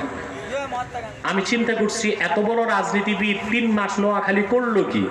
পরে খবর পাইছি এক হিন্দু মহিলার প্রেমে পড়ে গেছিল। পরকীয়া খুব খারাপ জিনিস, নেতাকে আর নেতা থাকতে দেয় না, ঠিক কিনা?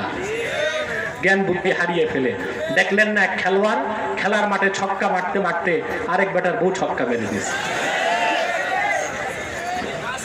আমি তাকে বলবো তওবা করে অন্যের বৈধ স্ত্রীকে ফিরিয়ে দিতে। আপনারাও কি একমত? প্রিয় ভাই বন্ধুগণ, এই অঘটনগুলো এখন বাংলাদেশে বেশি ঘটতেছে শুধু পর্দা না থাকার কারণে, ঠিক কিনা?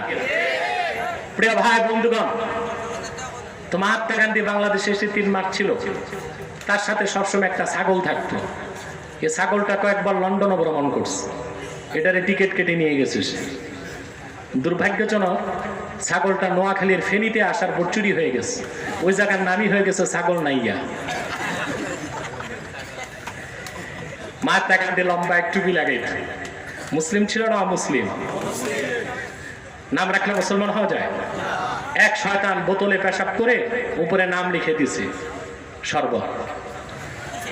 এটা শরবত হবে? ভিতরে কি? তদ্রুপ কাদিয়ানীরা কাফের এবং অমুসলিম। আব্দুল আউয়াল আব্দুল সামাদ, মুবাশশির আলী কবির চৌধুরী, শাহরিয়ার কবির আর রাশেদ খান নাম রাখার দ্বারা তারা মুসলমান হতে পারে না। ভাইরা আমার, বন্ধুরা আমার, আমার আল্লাহ নূর নবী আমার মুহাম্মদ সাল্লাল্লাহু আলাইহি ওয়াসাল্লামের ইসলাম ও কোরআনের হাজার হাজার হাজার বছর পরে বর্তমান ভারতের কুখ্যাত পাঞ্জাবের কুখ্যাত গুরুদাসপুরের কুখ্যাত কাদিয়ানে ইংরেজ আমলে এক শয়তান নিজকে নবী দাবি করেছে। চিল্লায় বলেন নাউজুবিল্লাহ। ওই শয়তান তার নাম রেখেছিল তার বাপ মির্জা গোলাম আহমদ কাদিয়ানি। সাবধান সাবধান, কাদিয়ানের কাজ্জাব, মিথ্যা নবুয়তের দাবিদার মির্জা গোলাম শয়তান কাদিয়ানিকে গোলাম আহমদ বলা যাবে না। কারণ গোলাম আহমদ অর্থ আহমদ এর গোলাম। কোন কাফের কোনদিনও গোলাম আহমদ এর গোলাম হতে পারে না। আর কাদিয়ানের কাজ্জাব ছিল শেষ দরজার কুখ্যাত কাফের। সে গোলাম আহমদ এর গোলাম ছিল না, সে ছিল কুখ্যাত শয়তানের কুখ্যাত গোলাম। কাদিয়ানের কাজ্জাব মিথ্যা নবুয়তের দাবিদার মির্জা গোলাম শয়তান কাদিয়ানির উপর গজব এসেছে 1908 সালে। যখন গজব এসেছে, কাদিয়ানের কাজ্জাব মিথ্যা নবুয়তের দাবিদার মির্জা গোলাম শয়তান কাদিয়ানি 1908 সালে ধ্বংস হয়ে কুখ্যাত জাহান্নামের কুখ্যাত কুকুরে পরিণত হয়েছে। তার অনুসারীরাও ধ্বংস হয়েছে। বর্তমানে কিছু কাদিয়ানি বাংলাদেশে আছে। ইতিমধ্যে যারা একটি দুইটি নয় 100টি সেন্টার বাংলাদেশে করে ফেলেছে। তাদের একমাত্র কাজ মানুষকে ধোঁকা দিয়ে কাফের বানানো। সেজন্য তাদেরকে নির্মূল করার জন্য আর রাষ্ট্রীয়ভাবে অমুসলিম ঘোষণার দাবি আদায়ের জন্য সকল দলের মুসলমানকে ঐক্যবদ্ধ হইতে হবে। রাজি আছে? তারা মানুষকে তারা মানুষকে ধোঁকা দিয়ে কাফের বানাবার জন্য নাম পরিবর্তন করে করে মিথ্যা পরিচয় দেয়।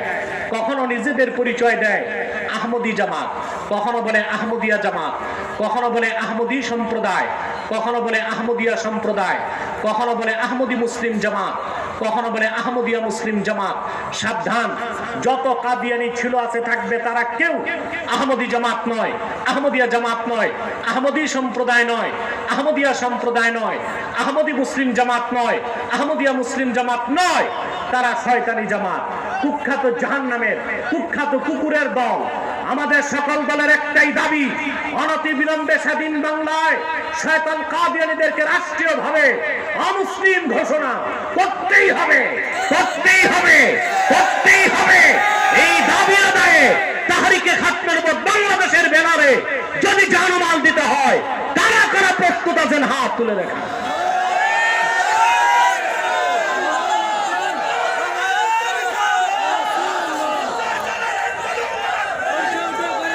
বিদায় বেলা আমি আরেকটি হুঁশিয়ারি করে দিচ্ছি, আরেকটি বাতিল ফেরকা বাংলাদেশে মাথা চারা দিয়েছে, এটার নাম হিজবুত তাওহীদ। এটা আরেকটা বাতিল ফেরকা। এরা বলে দাজ্জাল বলতে কিছু নাই, এদের আকীদা আকাশ থেকে ঈসা নামবে, এটা মিথ্যা কথা। এরা বলে কিয়ামত বলতে কিছু নাই, এরা বলে নামাজ হচ্ছে ব্যায়াম, ওযু থাকলেও পারে না থাকলেও পারে। এই হিজবুত তাওহীদ একটি অমুসলিম ফেরকা, এটার থেকেও দূরে থাকার চেষ্টা করবেন, পারবেন তো ইনশাআল্লাহ। এখন আমি প্রশ্নগুলো দেখি, আপনাদের উত্তর সংক্ষেপে দেবার চেষ্টা করছি, তারপরে মুনাজাত হয়ে যাবে ইনশাআল্লাহ। আপনারা 11 বার ইস্তেগফার করে নেন।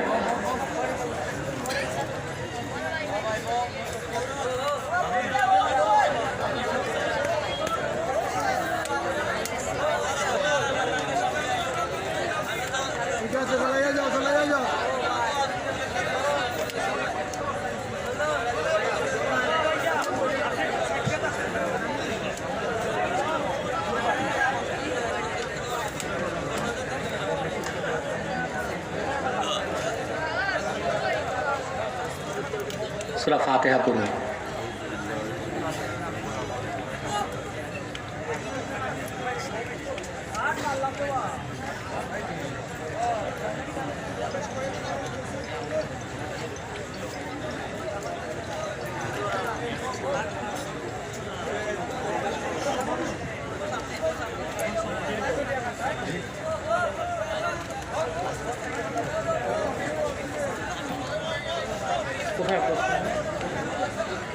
আমি আমাদের অনেক সবার জন্য দোয়া চাই। আউশকান্দির যারা প্রোগ্রামটি করেছে, জুয়েল কোথায়? জুয়েলের সাথে যারা আছে তাদের জন্য দোয়া করবেন। বিশেষ করে আমাদের প্রিয় সংগঠন তাহরিকে খাতমুল উম্মাহ বাংলাদেশের যারা সহযোগিতা করেছে তাদেরকে, বদরুল আছে, শামীম আছে, তাদের জন্য দোয়া করবেন। প্রবাসী যারা সবচেয়ে বেশি সহযোগিতা করেছে আর্থিক, তাদের জন্য দোয়া করবেন, আল্লাহ যেন কবুল ও মঞ্জুর করেন। আমাদের সাবেক এমপি সুজার সাহেব আছেন, আমার খুব মহব্বতের লোক, তার জন্য দোয়া করবেন। আর অনেক সমাজসেবক, রাজনীতিবিদ, ওলামায়ে কেরাম, মেয়র সাহেব উপস্থিত আছে, আলহামদুলিল্লাহ। আমি ওনাদের জন্য সবার জন্য দোয়া চাই। আমাদের আজকের উদ্বোধক ছিলেন গাজী মোহাম্মদ শাহনওয়াজ বিলাত, আপনাদের এই নবীগঞ্জ বাহুবল হবিগঞ্জ 1 আসনের সম্মানিত সংসদ সদস্য। মাহফিলটি হওয়ার পক্ষে তার নৈতিক সমর্থন ছিল, তিনি হয়তো আসতে পারেননি ব্যস্ততার কারণে। হ্যাঁ, আমি তার জন্য দোয়া করব। আপনাদের সবার জন্য দোয়া রইল, আমার জন্য দোয়া করবেন।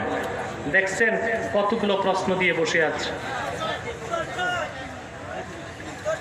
এক ভাই প্রশ্ন করেছেন, আমাদের সমাজে শ্বশুর বাড়ি থেকে না চাওয়া সত্ত্বেও যদি মেয়ের বাড়ি থেকে স্বইচ্ছায় আসবাবপত্র দেওয়া হয় বা মেয়ের জামাইকে ব্যবসা বা অন্য কিছুর জন্য টাকা দেওয়া হয়, তা কি যৌতুক হিসেবে গণ্য হবে?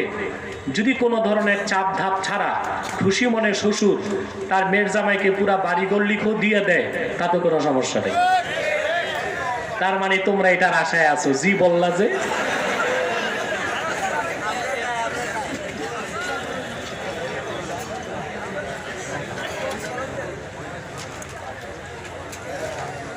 এক বক্তা বলেছে, আমি 82টা দাওরা পাড়ি দিয়ে পীর হয়েছি।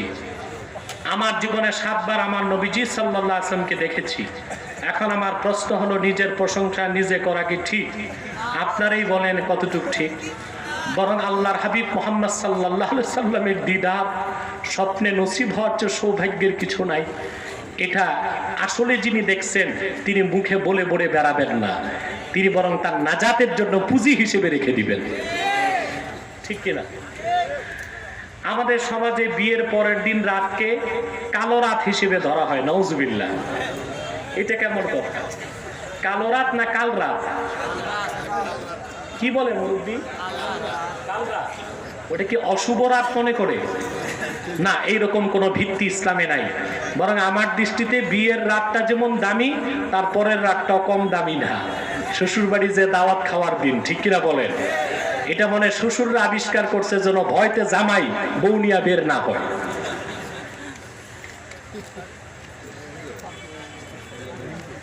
কোরআন নাজিল হয়েছিল আমাদের নবী হযরত মুহাম্মদ সাল্লাল্লাহু আলাইহি সাল্লামের উপর।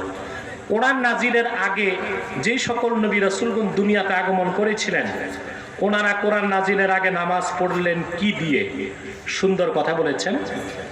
রাসূলুল্লাহ শরীয়তে নামাজে কোরআন পড়াকে আল্লাহ ফরজ করেছেন।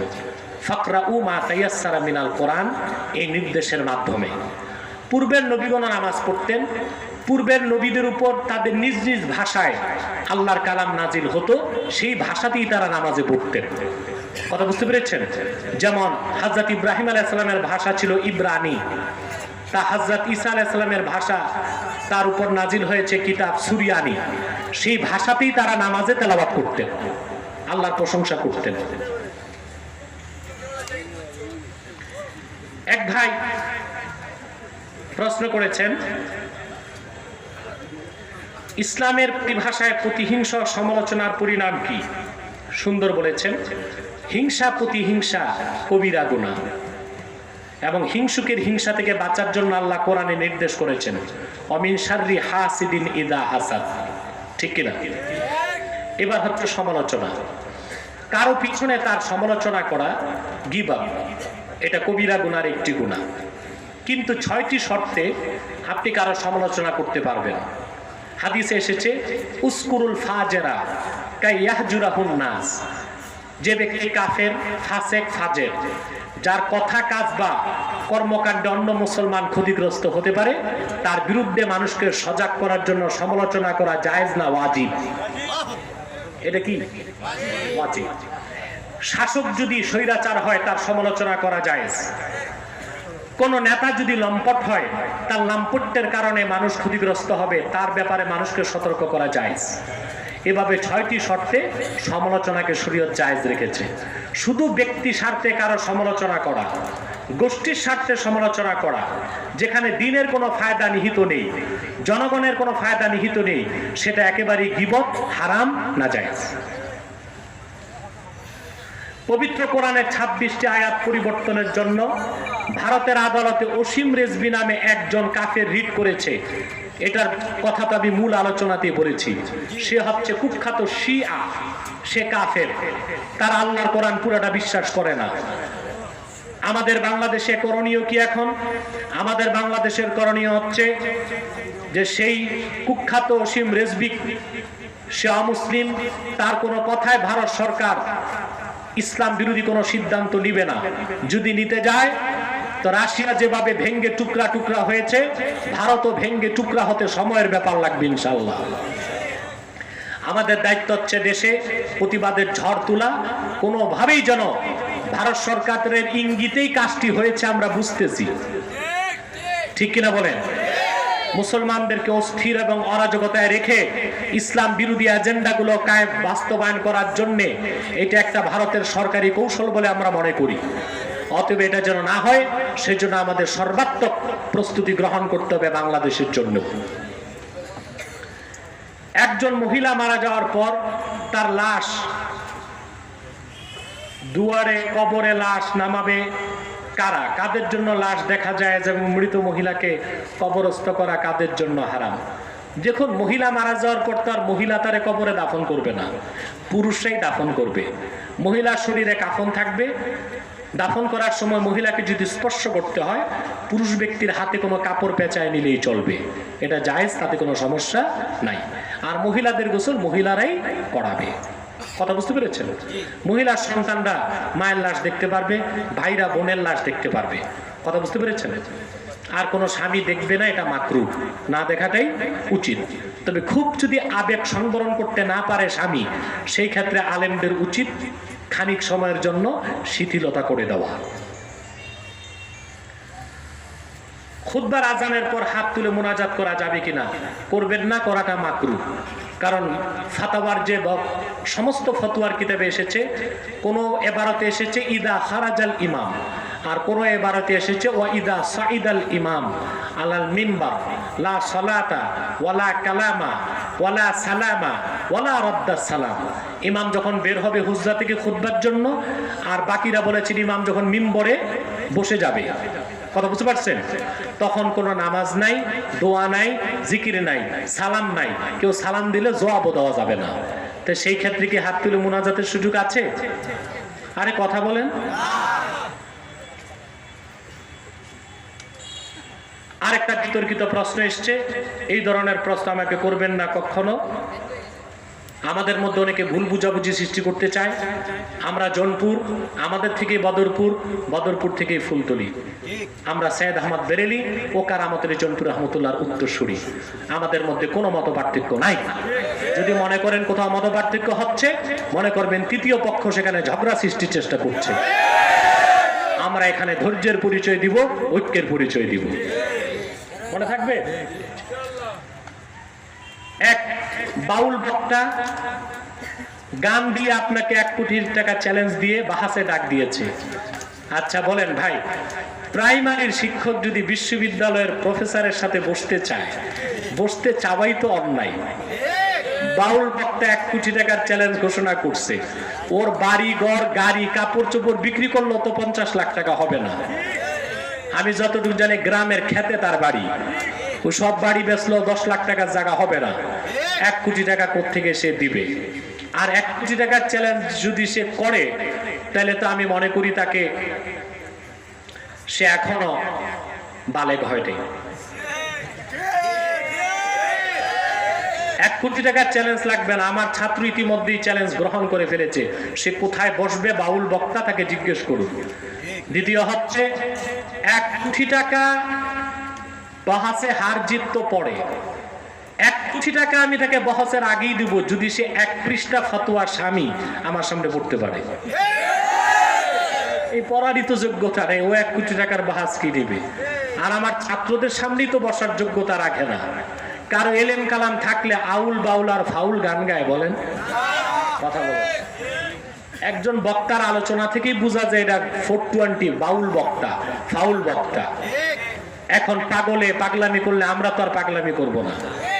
প্রাইমারি শিক্ষক যদি বিশ্ববিদ্যালয়ের প্রফেসরের সাথে বহস করতে চায়, এটা যেমন হাস্যকর, এরকম আউল ফাউল বাউল বক্তা আমাদের সাথে বহসে বসতে চাওয়া ওই রকমই হাস্যকর একটি ব্যাপার। এগুলো আমরা গণনারও টাইম নাই, আর এদেরকে সময় দেওয়ারও আমাদের সময় নেই। এর জন্য আমার ছাত্ররা যথেষ্ট আছে, আলহামদুলিল্লাহ।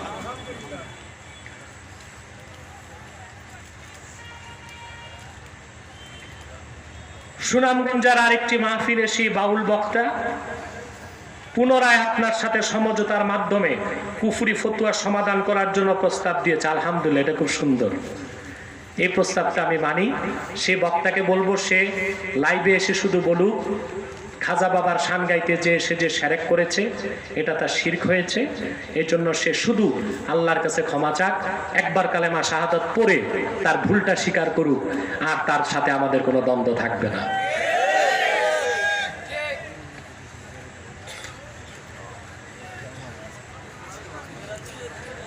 মেহেরবানি করে বলবেন যারা আকীদাগত কট্টরপন্থী ওয়াহাবি, তাদের সাথে বিবাহ শাদী সালাম কালাম করা উচিত কিনা?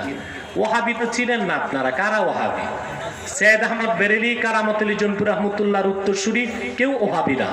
তাদের মধ্যে পারস্পরিক ছোটখাটো দ্বন্দ্ব আছে, কিন্তু তারা সবাই আহলে সুন্নাত ওয়াল জামাত। ওয়াহাবি তাদেরকে বলা হয়, তারা মূলত লা মাযহাবিরা। কারা? যারা কোনো মাযহাব মানে না, পীরি মুরিদি মানে না, তাদের সাথে আমাদের 15টা আকীদাগত পার্থক্য আছে। এরকম কট্টরপন্থী লা মাযহাবী যাদের আকীদায় শিরক এবং কুফর আছে, যেমন লা মাযহাবীদের মধ্যে যারা মুল্লা মাযহাবী, তারা মনে করে আল্লাহ তাআলার আমাদের মতো দেহ আছে, এটা একটা শিরকি আকীদা। তারা মনে করে আল্লাহ রাসূল সাল্লাল্লাহু আলাইহি ওয়াসাল্লাম শাফাআত করতে পারবেন না, এটা একটা কুফরি আকীদা। আল্লাহ রাসূল সাল্লাল্লাহু আলাইহি ওয়াসাল্লাম হায়াতুন নবী, এই কথা যারা মানে না তাদেরকে আমরা মুসলমান বলি না। এইরকম আকীদা যাদের, সেই সব লামাযহাবীদের সাথে বিয়ে শাদী বা সম্পর্কের কোনো সুযোগ নেই। এখানে একজন পীরের ব্যাপারে প্রশ্ন, এরকম নাম নিয়ে বিতর্কিত প্রশ্ন করবেন না। আরেক বক্তার নাম নিয়েছে, তার সাথে আপনার কি দ্বন্দ্ব? আমার সাথে কোনো পীর, কোনো বক্তার কোনো ব্যক্তিগত দ্বন্দ্ব নেই, দ্বন্দ্ব মতাদর্শের। অতএব কোনো বক্তার নাম নিয়ে সেই বক্তাকে আমার মুখে তার নামটা নিয়ে আরো ভাইরাল করার দরকার নাই। আমাদের সমাজে প্রচলিত ধারণা আছে, কোন নাবালক সন্তান মারা গেলে তার মা আসর থেকে মাগরিব পর্যন্ত উপবাস করে।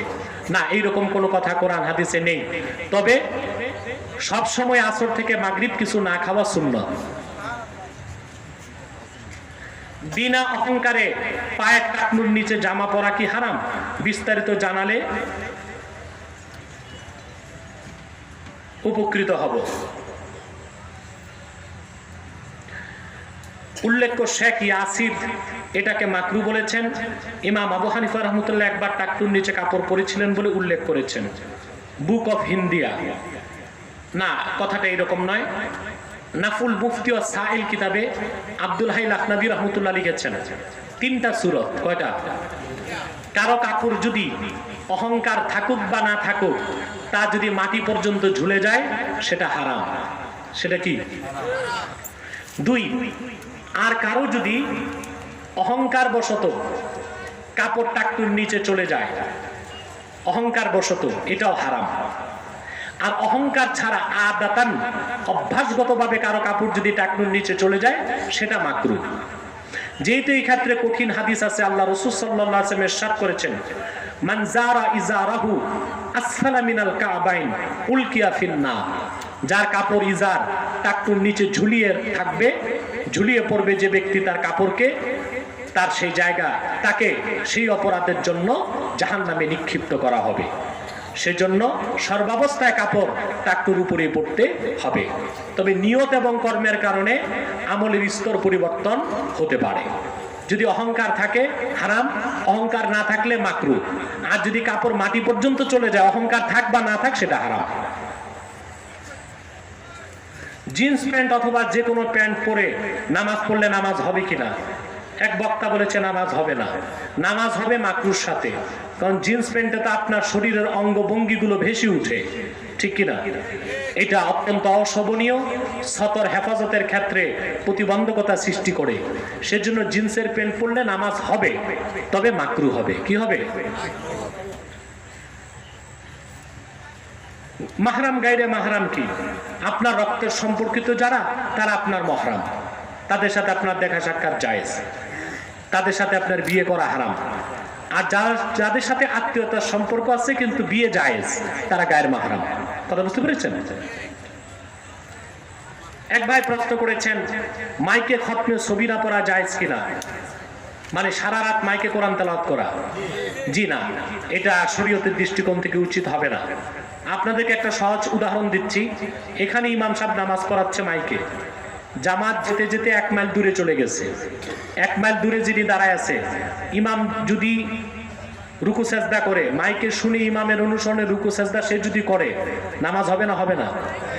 হবে। কারণ জামাত তো 1 মাইল দূরে গেছে, কিন্তু আওয়াজ পাচ্ছে সে 1 মাইল দূর থেকে মাইকে। তো মাইকে ইমামের অনুসরণ করলে যদি জায়েজ হয়, তো মাইকে কোরআন তেলাওয়াত করলে শোনা কি ওয়াজিব হবে না? কথা বলে না। আল্লাহ পাক বলেছেন, ওয়াইদা কুরিয়াল কুরআনু ফাসতামিউ লাহু ওয়া আনসিতু। যখন কোরআন পঠিত হয় তো চুপ থাকো এবং মনোযোগ দিয়ে শোনো। এখন সারা রাত আপনি যদি মাইকে কোরআন তেলাওয়াত করেন, এই হাজার হাজার মানুষ কি চুপ থেকে কোরআন কারীম শুনবে না নিজ নিজ কাজ করবে? এই মানুষগুলোর যে ওয়াজিব তরক করালেন, সেই গুনাহ কি আপনার হবে না? কথা বলে। তাহলে উচিত হচ্ছে মাইক ছাড়া কোরআন খতম করা। বলবেন ওয়াজেও তো আপনারা কোরআন তেলাওয়াত করেন। একটা হচ্ছে মুতলাক তেলাওয়াত, শুধু তেলাওয়াত, আর একটা হচ্ছে ফাঁকে ফাঁকে তেলাওয়াত। দুইটার মধ্যে পার্থক্য আছে, ঠিক কিনা?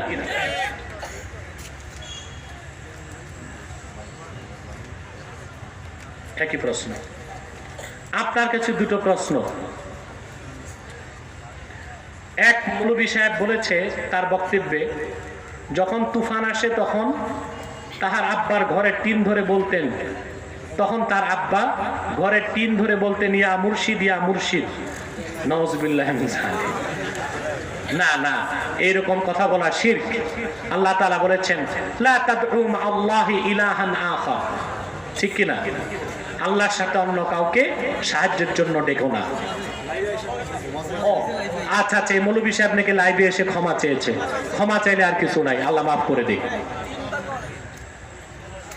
সে আরো বলেছে যে তার আব্বা তাকে বলেছে, আব্বা কোরআন হাদিস অনুযায়ী আমরা জানি পা থাকে দক্ষিণ দিকে, মাথা থাকবে উত্তর দিকে, আপনি দিকে মাথা দিচ্ছেন দক্ষিণে, পা দিচ্ছেন উত্তরে, এই ব্যাপারটা আমি বুঝলাম না। এটাও মাপ চেয়েছে। মাপ চাওয়ার পর একটা লোককে আর অভিযুক্ত করার কোনো সুযোগ নাই। আসুন আমরা এখন দোয়া করি, একটু দরুদ সালাম পড়ে নেই, যেন আল্লাহ আমাদের দোয়াকে কবুল করেন। মহব্বতে সাল্লাল্লাহু